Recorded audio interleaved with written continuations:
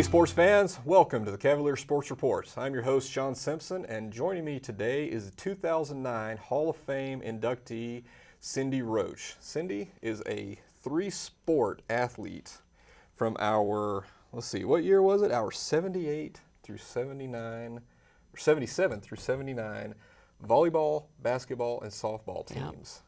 Almost unheard of to have a three-sport athlete. You know, today it is, and it's interesting always because kids at the high school will say to me, "You played three sports in high school?" because they can't even fathom that idea. And I downplay it because that wasn't that uncommon. You know, 30 years ago, that's what everybody did. So, but it's unusual for them to talk to somebody who actually participated in three sports. Now you have an interesting connection to Johnson County Community College altogether, because of your dad. Yep. Now tell us a little bit about that. We moved here to Johnson County in 1969, and what brought us here was the Johnson County Community College going from a small little building in Merriam, Kansas to this beautiful campus out here in southern Johnson County, which at the time was way out on a hilly dirt road called College Boulevard. So he was the first purchasing director here at Johnson County Community College.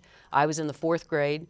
Grew up watching the Cavalier men's basketball team play their games at Shawnee Mission Northwest, was actually their home court. And actually at that time they were called the Johnson County Kansans. They were not called the Cavaliers. So goes way back quite a ways, but I actually grew up around the Johnson County Community College community. Yeah, so getting the chance to come here and be a three-sport athlete, not just being a three-sport athlete, but excelling as a three-sport athlete. Tell us about your experience being here. You know, I always dreamed of going to the University of Kansas. We moved here from Lawrence. I started my education in Lawrence, Kansas. My dad worked at the University of Kansas, so it seems like wherever my dad went, that's where I was supposed to go too. But grew up a Jayhawk and really wanted to go to the University of Kansas. But when it came time to make a decision, and Barbara Gill, who was the head coach out here for all three of those sports, came to me and said, you could have an opportunity to play all three. I wanted to go to the University of Kansas and play softball. And it suddenly dawned on me, you know what, I can do something I love to do for 2 more years. So came out here, played volleyball, basketball, softball for 2 years, was a softball All-American my sophomore year, and then went on to play at the University of Kansas. So I kind of got the best of both worlds. Yeah, absolutely. Now, following your education at KU, you went on to be a coach at Shawnee Mission Northwest. Okay, tell us a little bit about that. Started at Shawnee Mission Northwest in 1985, was a physical education teacher and was the head volleyball coach. And during the course, I was there for 17 years, and over those 17 years, I coached all three sports again. At one time, there was a 5-year period of time in there when I was actually the head coach of all three of those sports, head volleyball, head basketball, and head softball. I wouldn't wish that on anybody today, but again, that was just kind of what wasn't that unusual to do that. Coached all three, and then I loved my days at Shawnee Mission Northwest. There was no better place to teach and coach, but I had aspirations of being a high school administrator, and so moving out to Blue Valley in 2001 provided me that opportunity. Yeah, so you had a chance to go out to Blue Valley West, and when it was opening. Now, just going back to being a coach, whenever I have one of the coaches that's one of the coaches currently in the middle of a season or something, they talk about it's a passion, it's a calling really to be there, and you did that for 17 years. I know, and it's just you love what you do, and you have to love what you do, and there's not a day goes by that I don't wish I was doing something else. You know, I didn't ever wish it 17 years ago. I don't wish it today. Even on your worst days, I don't ever wish that I was doing something else. And I don't think that's anything that money can motivate. I don't think that's anything that comes from anywhere but from inside. And at the end of the day, I love working with kids. I loved coaching. It provided me with a tremendous amount of rewards. And it just it's what I loved. I got into teaching and coaching because of the coaches that inspired me, and hopefully I had that opportunity to pass that on to some of the young ladies that I coached as well. Yeah, absolutely.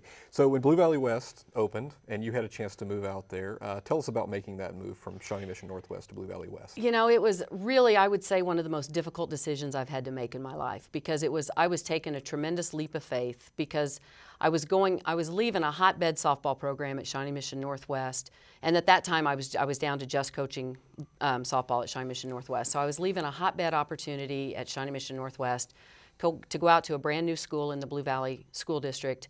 I was taking a cut in pay, which my dad would tell you today he wasn't convinced that was a good idea, but I was taking a cut in pay to do it. But I really wanted to be an administrator, and I felt like in a growing district like Blue Valley is and continues to be, was then and is now, that opportunity would be greater for me. John Laurie, who has since retired, but he was my principal at Blue Valley West, he assured me that he would help me down that path. He was a Big 12 football official and has a tremendous background in athletics, and he assured me that if I would come out there and teach and coach at West, he would respect and help me towards that path towards administration. So, and he did, and that opportunity came about actually sooner than I really hoped it would, but you got to take that opportunity when it was there. The second year that we were open in 2002, our athletic director at that time decided that it wasn't a good fit for him, and he preferred to be at the middle school level. So that position opened up, and I was hired to be the athletic director and associate principal at Blue Valley West. Yeah. Now, was it when you were at Shawnee Mission Northwest or at Blue Valley West that you got sent to prison? I did spend a little time in jail. That was at Blue Valley West, and that was, we have a homecoming carnival each year, and one of the things they do at the carnival is kids can pay money to put people in jail. So as a fundraiser to help actually it was for our theater department, they raised money. I had to spend time in jail, and I couldn't get out of jail at the carnival until somebody came and paid to release me. So needless to say, I stayed there longer than I had anticipated. Yeah, so they had no trouble raising money to put you in jail? No, that was probably a very good profitable day for those kids. Well, that's good. Yeah. Okay, well, doing what you can to raise money for the theater Exactly. department. So I know that anybody involved in athletics for as long as you have been, there's going to be something that you're passionate about, something that you would advise for parents, for student athletes. What is it that you would tell student athletes or parents? Well, you know, I've been doing this now for about 32 years, teaching, coaching, and now on I say crossed over to the dark side, the administrative side of education. And, you know, kids are kids. It doesn't matter if you're at Shawnee Mission Northwest in 1989 or if you're at Blue Valley West in 2015. Kids are kids. And I think the thing that I am most passionate about is making sure that our kids are getting to do everything that they love to do, and that they're not being slighted, they're not being forced to specialize. Specialization is, in my opinion, has really gotten almost out of control. You know, for a fifth grader or a sixth grader or a seventh grader to think that they have to decide that they're going to be a volleyball player or they're going to be a soccer player and to give up those other sports. I actually had an eighth grader tell me the other day that he has retired from soccer.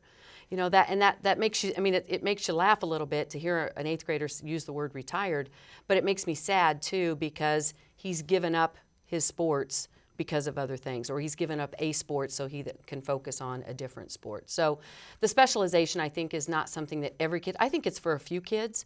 You know, I think for that top-notch athlete, you know, we've got a young lady at our school right now who's a junior, and she is a tremendous volleyball player, and she is already committed to the University of Kentucky to go on and play when she graduates next year. That is a perfect track for her because she is an elite, top-notch volleyball player.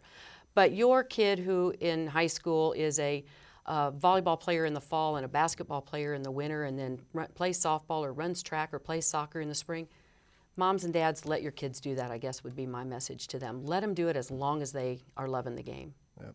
Well, Cindy, we are tremendously proud to know that you are a Kansan / Cavalier alumni and in our Hall of Fame, and for the great work that you're doing for Shawnee Mission Northwest and for Blue Valley, and for the impact that you're having on kids' lives. Thank you. So we're very proud. Johnson County was a tremendous place for me to start my career, really, truly, after high school. So I can't thank Johnson County enough for all they did for me. Well, thank you for everything that you're doing out there. It was very wonderful having you. Thank you. Well, that's it for today. So on behalf of the whole JCAV team, I'd like to thank our guest, Cindy Roach. I'm Shawn Simpson, and this has been your Cavalier Sports Report.